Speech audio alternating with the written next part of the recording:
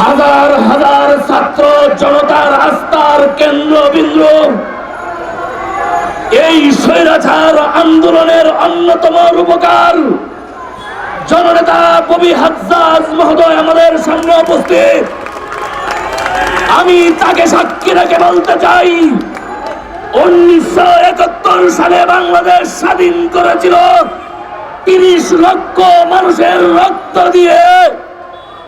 আবার এই বাংলাদেশকে জুলাই এবং আগস্টের প্রথম সপ্তাহে যুদ্ধ করে বাংলাদেশের যুব সমাজ দ্বিতীয়বার স্বাধীনতা অর্জন করেছে।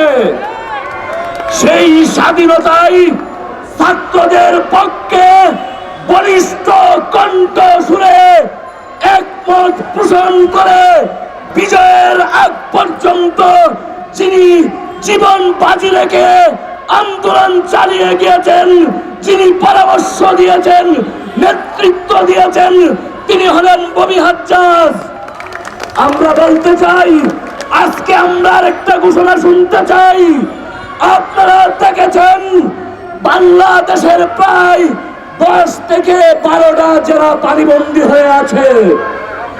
এটা আমরা বন্যা বলতে চাই না, এটা আমরা বলতে চাই পাকিস্তান থেকে আমরা দেশ স্বাধীন করেছি, দ্বিতীয়বার ভারতের উত্তরসূরিদের কাছ থেকে আমরা স্বাধীন করেছি।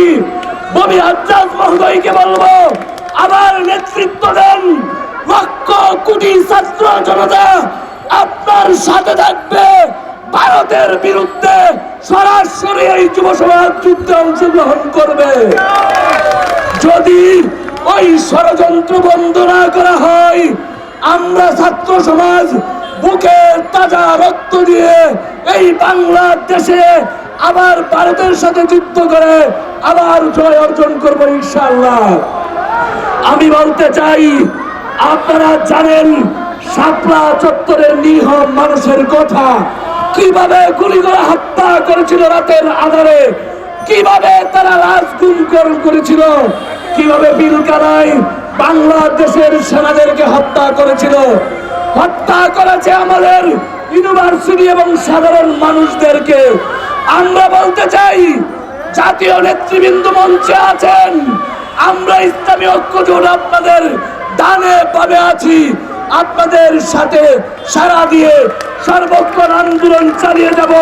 ওই স্বৈরাচার সরকার বাংলার মাটিতে আর কোনদিন পা রাখতে পারবে না, পা রাখতে পারবে না তার পরিবার, পা রাখতে পারবে না তার দোসর, পা রাখতে পারবে না তার স্বৈরাচারের বাহিনী যারা তাকে সাপোর্ট করেছে। আমি আরো স্পষ্ট কণ্ঠে বলতে চাই, এই তাকে সহযোগিতা করে কু করতে চেয়েছিল এই বাংলাদেশের কলঙ্কিত প্রধান বিচারপতি। আমরা নেত্রকোনাবাসী ওই প্রধান বিচারপতি ওবায়দুল হাসান শাহিনের সমস্ত পরিবারকে আমরা বঞ্চিত ঘোষণা করেছি।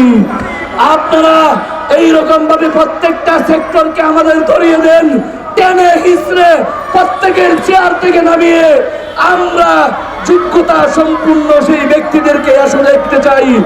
আবারও আমি জাতীয় নেতৃবৃন্দ এবং আজকের প্রধান অতিথি কবি হাজ্জাজ মহোদয়কে বলবো, আমরা পিছু হটবো না, নির্দেশ দিবেন, জীবন বাঁচিয়ে রেখে আপনাদের আন্দোলন চালিয়ে যাব।